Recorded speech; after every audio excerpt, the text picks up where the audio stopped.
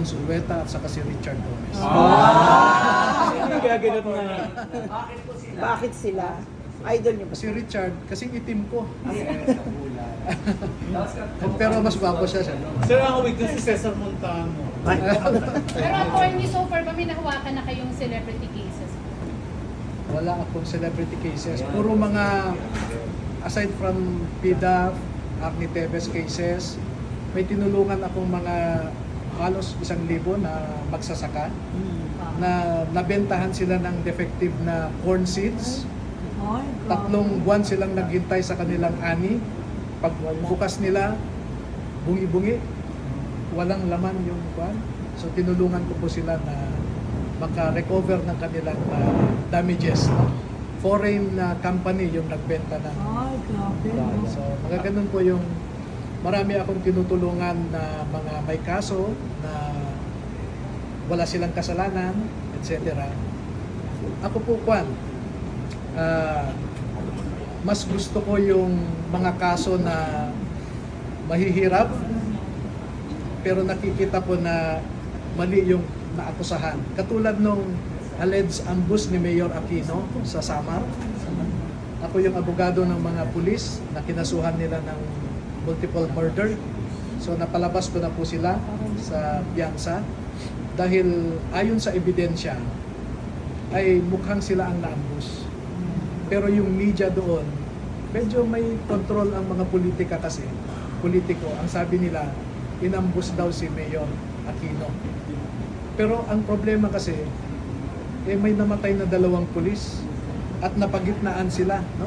Si Mayor Aquino at saka yung ibang tao niya sa both sides, ang mga pulis yung nasa gitna. Kaya may tama sa harap at sa likod. Sir, sino si Mayor Aquino? Mayor ng Calbayog City. Attorney, first time yung papasok sa politika? Apat po. Tumakbo ako noong 2016 bilang senador sa paanyaya ni dating Mayor Duterte. No? 2 beses, 3 beses kaming nag-usap at ang sabi niya, tumakbo ka bilang senador, sa akin ka, sabi niya. Nagtanong ako kung bakit at gusto ko naman yung mga paliwanag niya dahil sa PDAF daw na etc. So, napa-oo naman ako. Kaya nung umuo ako, halika dito. Pinatayo niya ako, tinaas na yung kamay ko.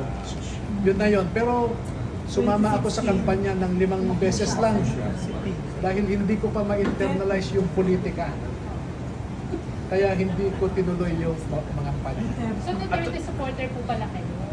Hindi po. Supporter ako sa ibang mga ideals niya para sa bansa. So ano po masasabi niyo sa pinagdadaanan niya po ngayon? Sige po, ano po masasabi niyo na lang sa mga artistang nakikisawsaw at nagpapahayag ng mga saloobin nila sa pinagdaraanan po? Bawat Pilipino naman ay may karapatan, no, na mag-express, magbigay ng kanilang damdamin. Pero ang request ko lang, bago sana sila mag-post sa kanilang social media platform, kasi influencer sila eh. Kailangan munang pag-aralan din mabuti, magbasa muna, at mahirap kasing makidebate sa isang legal issue na hindi ka naman well acquainted, no, sa legal principles or legal doctrines, no. So you let the law scholars discuss amongst themselves for the benefit of the general public. Pero okay lang yun, magsabi tayo ng sentimento natin. Pero mag-ingat tayo dahil kung influencer ka, meron kang mahihimok, mai-influensyahan ng ibang tao. And responsibilidad mo yan, no? What you put in the minds of others is your responsibility. So, isipin nila na may responsibilidad sila and be careful also. Attorney, speaking of showbiz celebrities, ano po opinion nyo sa patuloy na pagdami ng mga celebrities, artista na pumapasok sa showbiz? Sa politika, sorry. Number 1, no? Hindi bawal sa kanila ang pumasok, no? Ang requirement lang kasi ng ating saligang batas is you must be a Filipino citizen, able to read and write, no? And you are a resident in a given period in a place where you want to be voted on.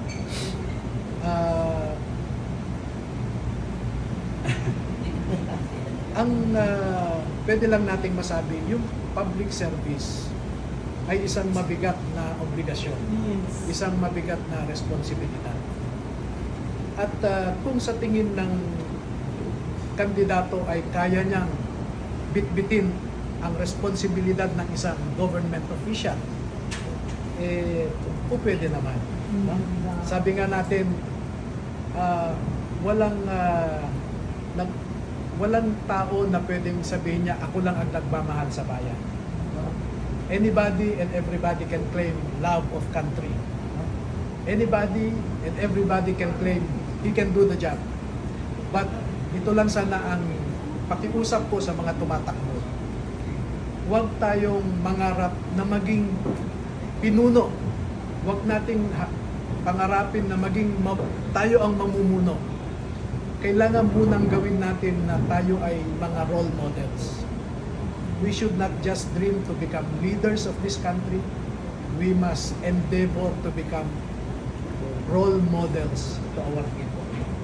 Kung kaya nila maging role model, hindi sila maging corrupt. Ang nakakalungkot kasi ngayon, ang sinasabi ng mga tao, ang pinagpipilian lang namin, sir, ay yung matalino na magnanakaw o yung bobo na magnanakaw. Kasi magnanakaw din naman daw po No, parang ganun. parehong magnanakaw. Kaya punta na lang kami dun sa na-entertain pa kami.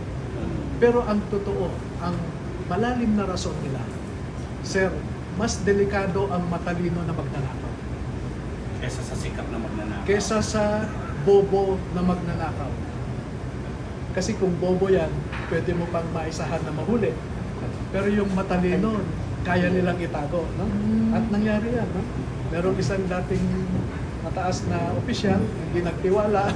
Ay, blindsided. Di ba? Kaya nabisto yung kanyang pagnanakaw.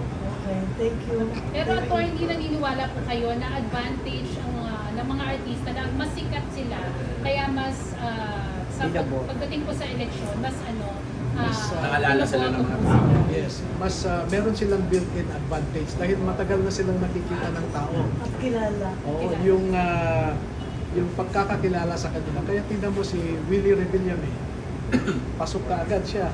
No? So, hindi po kayo kumuha ng any celebrity endorser para po makatulong sa inyong kampanya? Wala po. I will run based on my own credentials. Thank you. Thank you. Thank you po. Sir, pwede pa question ka? Hindi ko kunan